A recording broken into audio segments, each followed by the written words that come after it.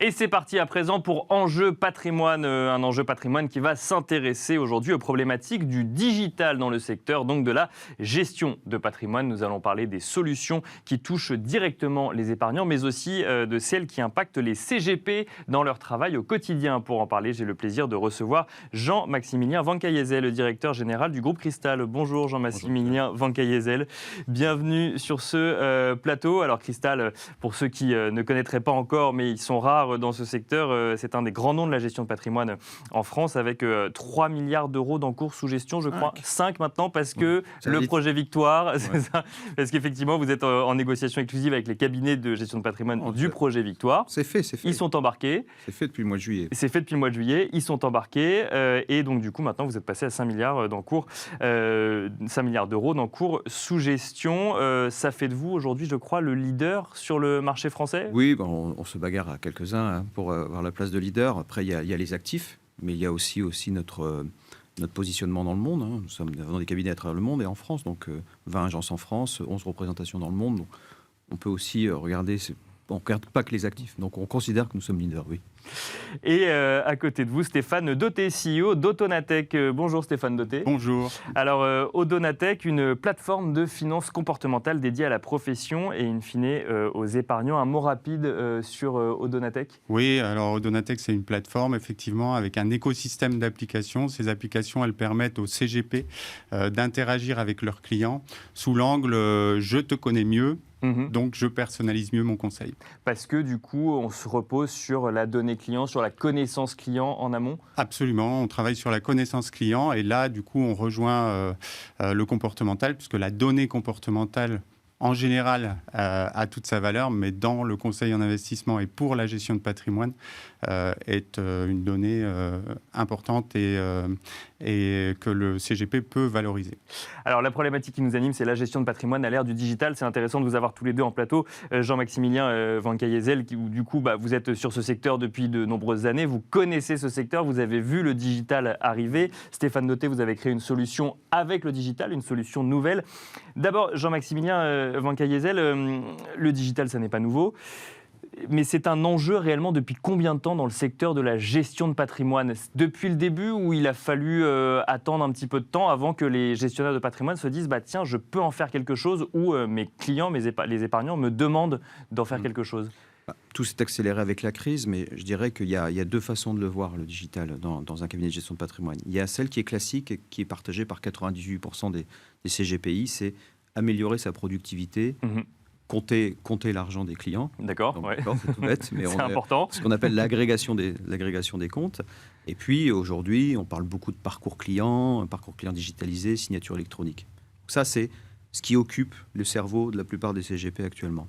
Et puis, nous, on pense aussi qu'il y a un avenir, et on se rejoint bien avec Stéphane sur ça, c'est aller faire de la conquête, avoir de nouveaux clients, être présent sur le net, commencer à imaginer des agences virtuelles qui vont être en support du conseiller en gestion de patrimoine qui, lui, est physiquement sur place. Donc ça, la crise du Covid, on voit que ça a accéléré ça. On fait des affaires en online, ce qu'on ne faisait pas du tout avant. On a réussi à faire des campagnes énormes sur certaines campagnes de produits. On n'a pas vu le client. Et là, vous vous êtes rendu compte qu'avec la pandémie et du coup le fait que les gens ne pouvaient plus se déplacer, ne pouvaient plus se rencontrer, le digital a permis de conserver une relation, voire de créer de nouvelles relations avec les épargnants ? On a tous cru qu'on conserverait. Ouais. Mais ce qui a été nouveau, c'est qu'on a développé de nouveaux clients. D'accord, ok. Parce que là, on parle d'une situation qui a presque 2 ans. En fait, c'est quand même assez rapide, un changement du jour au lendemain pour un certain nombre d'épargnants. Et vous vous êtes rendu compte que ça fonctionnait finalement très bien. On a été assez agressif. C'est qu'au début, on a subi, comme tout le monde, on s'est organisé. Alors, subir, c'est certains de nos collaborateurs, mais la plupart des collaborateurs des sièges sont partis avec leurs unités centrales. Oui, ça on l'a vu dans d'autres secteurs, effectivement. Donc, nous, on l'a fait aussi ils les ont parce que branchés chez eux. on n'avait pas assez de laptops, donc on a pris les unités centrales. Donc ça, c'est la technologie digitale de la débrouille, que j'aime bien aussi. Et puis après, on a commencé à s'organiser beaucoup sur le net, d'abord en suivant mieux nos clients, puis après en organisant des événements digitaux qui ont été des succès, où on a réussi des campagnes. Aujourd'hui, par exemple, une des campagnes de produits de private equity a été lancée complètement en digital et nous avons fait une opération qui représente quasiment 20% de nos encours, enfin pas de nos encours, pardon, de notre collecte cette année. Donc, pour vous dire que la nouvelle clientèle qui arrive par des canaux de webinaires, très professionnels, très ciblés, nous amène une nouvelle clientèle qu'on ne touchait pas et d'accélération de cette clientèle. Mais alors c'est amusant de se rendre compte que ça fonctionne et que ça fonctionne aussi bien, alors que jusqu'alors on avait l'impression que c'était avant tout un métier de contact, un métier dans un bureau fermé où on était sûr qu'on ne racontait ou on ne parlait de son patrimoine qu'à une personne de confiance en face de soi. Là, du coup finalement c'est quoi? C'est des personnes plus jeunes, des personnes plus actives sur le digital ou même pas forcément? En fait c'est juste qu'ils étaient prêts mais qu'on n'avait pas envisagé cette solution-là. La crise a été un formidable accélérateur. Pendant les premières parties du confinement, beaucoup de gens ont développé du temps pour pouvoir cultiver et gérer et accumuler un peu d'épargne aussi. Oui, mais enfin, ce dont je parle, ils l'avaient déjà cumulé, mais ils ont eu du temps. Et en fin de compte, il y a toujours les êtres humains. Pour nous, l'être humain est au cœur de notre stratégie, est au cœur de l'entreprise. Nous sommes une entreprise d'êtres humains au service d'autres êtres humains. Donc ça, c'est clair. Mais maintenant, plutôt que se voir physiquement, on arrive à le faire avec les moyens modernes que tout le monde utilise. Tout le monde a appris à utiliser Teams et compagnie. Et donc, ça fonctionne bien. Et puis derrière, une fois que vous pouvez signer tout en électronique, vous n'avez plus à vous voir physiquement. Nous-mêmes, ça a été le cas pour des opérations sur le capital. Notre LBO, on l'a quasiment fait en digital, en tout cas sur les signatures des documents, ce qui est assez incroyable. Et on signe tous un samedi soir en regardant la télévision des opérations assez lourdes. Parce qu'en tout cas, on a la capacité ou la possibilité de le faire. Moi, je suis assez impressionné de ce qui nous arrive et assez satisfait d'ailleurs. Alors, j'imagine qu'il y a plein d'enjeux effectivement dans le secteur en lien avec cette digitalisation. Stéphane Dauté, juste avant, donc on a entendu Jean-Maximilien Van Cayézel nous dire que la pandémie avait été un véritable accélérateur. Audonatech, ça fait combien de temps que ça existe? Ça fait 3 ans. Ça fait 3 ans, donc 1 an avant le début effectivement de cette crise. Vous constatez, vous aussi, que là, aujourd'hui, il y a une demande supplémentaire sur des outils digitaux. Quand vous vous êtes lancé, vous sentiez que la profession était intéressée, mais en même temps un petit peu frileuse sur le sujet, et que là, il y a eu une réelle accélération. Quand on s'est lancé, on n'avait pas du tout anticipé la pandémie, évidemment, donc c'est pas sur la pandémie que j'ai créé Audonatech. On l'anticipait, ce mouvement, parce qu'il était déjà en route, voilà, et donc moi je l'ai senti. Il est clair que la pandémie a accéléré tout dans la prise de conscience, en fait, je pense. Et finalement, dans un changement, quelque part, de modèle. Mais ce qui est intéressant, parce que je souscris à la remarque, c'est que finalement, l'humain reste au centre. Nous, en fait, on fait des applications digitales pour permettre aux conseillers de développer une relation humaine, durable et responsable. C'est ce qu'on dit, c'est notre vision. Ouais. Mais alors, comment on développe une relation humaine avec le digital? Eh bien, en développant des applications, justement, qui permettent aux conseillers, donc c'est à l'usage du conseiller, d'interagir avec son client avant le rendez-vous ou en apport, d'informations par rapport à un rendez-vous et par rapport plus largement au développement d'une relation. C'est-à-dire qu'en fait, on peut échanger aussi à n'importe quel moment avec son conseiller, sous réserve qu'il soit disponible, évidemment, mais on n'attend pas le vendredi 15h parce qu'on a pris rendez-vous vendredi à 15h, mais on peut donner des informations avant le rendez-vous et il sait déjà qui vous êtes, en fait. Voilà, ça c'est déjà, c'est effectivement le premier pas. C'est finalement, on a appris à interagir à distance, donc effectivement, on peut faire un certain nombre de choses à distance et surtout quand le client le veut. C'est-à-dire le soir sur son canapé ou le dimanche soir, n'importe, quand il le veut. Mais ça va au-delà, c'est-à-dire que le digital aujourd'hui, l'intelligence artificielle, toutes les technos qui se développent, permettent de collecter des données, en fait. Des données qu'il est difficile de collecter dans un entretien en direct avec le client. Cette fameuse agrégation de comptes dont on parlait tout à l'heure? Oui, puis des données sur les préférences du client, sur ses comportements, sur finalement la connaissance du client. Parce que... le profil de risque, par exemple, ce fameux profil de risque qu'on doit faire suite à un entretien physique, on peut le faire aujourd'hui en digital ou ça reste de l'ordre d'un entretien avec un conseiller? Justement, nous, c'est la première brique sur laquelle on a travaillé. Donc, on avait l'habitude d'avoir des questionnaires, soit papier, soit PDF. En termes de digitalisation, il y avait mieux. On pouvait l'envoyer au client. Mais déjà, le client, pour le remplir, il avait du mal. Donc, on a travaillé effectivement sur la gamification, donc avoir des choses beaucoup plus abordables par les investisseurs, par les épargnants. Les épargnants. Ça, c'est effectivement, quand on va sur votre site, la gamification, c'est quelque chose qui est mis en avant. Et alors, moi, j'ai fait un parallèle tout de suite avec les crypto-monnaies. Alors, c'est deux choses totalement différentes. On ne parle pas du conseil d'investissement ou non, mais on a vu fleurir des sites qui proposait des investissements en crypto-monnaie, qui axait énormément sur la gamification, à se demander si aujourd'hui, quand on veut réfléchir à ces investissements, on n'est pas obligé de prendre la même stratégie marketing finalement, de dire il faut que ce soit sympathique finalement de réfléchir à ces investissements. Oui, alors je pense que ça va bien au-delà de la stratégie marketing. Le sujet, me semble-t-il, c'est l'éducation financière en fait. Parce que le conseil d'investissement, c'est vraiment technique.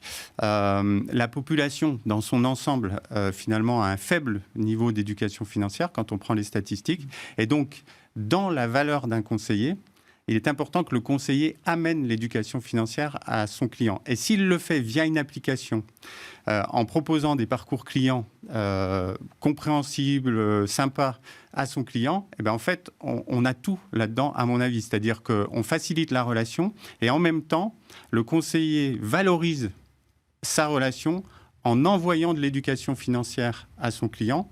Et puis, si on veut prendre un chapeau encore plus grand d'impact sur la société, améliorer l'éducation financière des gens, finalement, c'est une bonne mission. C'est une bonne mission. Jean-Maximilien Van Cayezel, ce sujet de la gamification, c'est quelque chose que vous regardez aussi. Est-ce que c'est... On pourrait croire, hein, si on reste dans des idées reçues, que c'est à l'inverse de la relation qu'on veut avoir avec son conseiller, quelqu'un de sérieux qui gère notre argent et qui, du coup, fait ça de manière sérieuse et pragmatique. Ce sujet de la gamification, c'est antinomique ou pas? Alors pour moi, vous? je ne suis pas allé jusqu'à gamification. Moi, j'ai fait ça la jouabilité. Voilà, c'est ça, la jouabilité, oui, c'est ça. Je vais être très français. Non, mais dans le digital, c'est compliqué. Mais c'est clair que le parcours client, là, en ce moment, le travail que nous faisons, d'ailleurs, nous annoncerons dans quelques heures le rachat d'une technologie. Hein. Bon, c'est au cœur de notre stratégie. Hein. D'accord. Du coup, on a 6 projets stratégiques autour de la techno et là, on commence par justement intégrer l'agrégation et le parcours client. Et le parcours client, il faut qu'il soit agréable. Aujourd'hui, ce qui est difficile pour un client, c'est de répéter toujours la même chose, d'avoir à remplir toujours les mêmes choses, à signer les mêmes choses. Pour faire un produit financier, ou s'il a le malheur, le pauvre, d'en faire 4 avec le même conseiller, mais c'est un désastre. Il doit signer 4 parcours différents. Donc l'idée, c'est d'uniformiser un maximum. Uniformiser et rendre ça très agréable. Et en effet, sur le feeling qu'on doit avoir sur le profilage du client, qu'est-ce qu'il a envie de faire? On parle de son patrimoine, on parle de son envie, Bien sûr, on parle de ses projets. Ouais. Et puis on rend ça tout à fait rébarbatif. Non, il faut que ça soit agréable. Et donc, non, nous, on y croit beaucoup. Et vous y croyez au point d'acheter effectivement une technologie qui... Au point de faire un plan d'investissement sur 3 ans sur ça, est assez lourd. Ouais. Et alors, les enjeux aujourd'hui, c'est quoi? C'est garder ses clients existants, c'est aller chercher de nouveaux clients, comme vous nous le disiez tout à l'heure, ou là, c'était en lien avec la période que nous avons connue? Le propre d'une entreprise, c'est de grossir. C'est de grossir, c'est de chercher de nouveaux clients. En tout cas, voilà, comme ça qu'on nous l'imagine.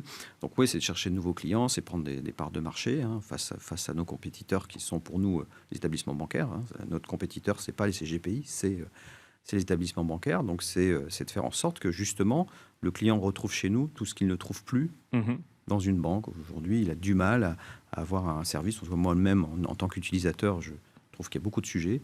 Et voilà, donc on va être vraiment au cœur de la relation client et donc de mettre tous les outils possibles autour de cette relation. Et ces outils-là, ils seront à disposition de nos équipes et demain des différents cabinets de gestion de patrimoine qui vont nous rejoindre au sein du groupe. D'un point de vue très pragmatique, Stéphane Dauté, il y a des montants sur lesquels on est prêt à aller en digital et sur lesquels on a besoin de discuter avec quelqu'un de manière physique? La vie d'un professionnel du digital et ensuite la vie d'un professionnel en fait, la vie d'un professionnel du digital, c'est, à la limite, c'est la vie de quelqu'un qui travaille sur le comportemental. Je pense que ça dépend. D'accord. Okay. C'est pas une réponse en soi, mais en fait, c'est pas un problème de montant d'argent. Ça dépend finalement des préférences de l'utilisateur. Il y a des gens qui vont pouvoir acheter une voiture sur Internet sans la voir, et des gens, ils pourront jamais. Il faudra qu'ils aillent dans la concession, qu'ils aillent l'essayer, etc. Donc, moi, je ne répondrai pas en termes de montant d'argent, même si, évidemment, pour des petites sommes, c'est peut-être plus facile d'accéder au digital que sur des grosses sommes. Ça peut se comprendre. Mais c'est surtout une question de préférence et ce n'est pas non plus une question d'âge. C'est vraiment une question de comportement, de façon d'être, de personnalité. C'est presque quelque Il y a un part lien comme avec le le risque. profil de risque ou pas forcément? Alors ça, je ne sais pas, il faudrait que regarder les associés peut-être. chercheurs regardent. Mais en fait, je commençais à répondre à votre question en disant c'est un peu comme le risque. En fait, finalement, c'est peut-être une question de risque d'aller. C'est une question de risque et puis c'est une question de confiance aussi. En fait, dans le domaine de l'argent, quand même, c'est la confiance qui règne en maître. Et en ce sens, le conseiller est quand même une bonne réassurance. Jean-Maximilien Van Cayezel, on va finir, là il nous reste quelques secondes. Vous constatez, vous aussi, pareil, qu'il y a, que ça dépend finalement sur les montants, qu'on peut aller chercher des montants très élevés qu'on aurait imaginé, ou on reste sur des investissements ou des placements plus réduits quand on parle de digital? Non. La crise a obligé même des gros montants à être discutés online, donc il n'y a pas de limite sur ça. Après, en effet, moi je pense que c'est un mélange des deux. Il faut que le client puisse avoir une fluidité dans la relation donc avec les outils modernes et de temps en temps un bon rendez-vous avec une bonne table, c'est très bien aussi. Ça se digitalise pas encore. Ça se ne digitalise pas encore. Merci beaucoup Jean-Maximilien Van Cayezel, directeur général du groupe Cristal, et merci Stéphane Dauté, CEO d'Odonatech. Merci à vous également de nous avoir suivis. On espère que vous avez compris comment la gestion de patrimoine évolue à l'ère du digital. On se retrouve tout de suite pour la deuxième partie de Smart Patrimoine.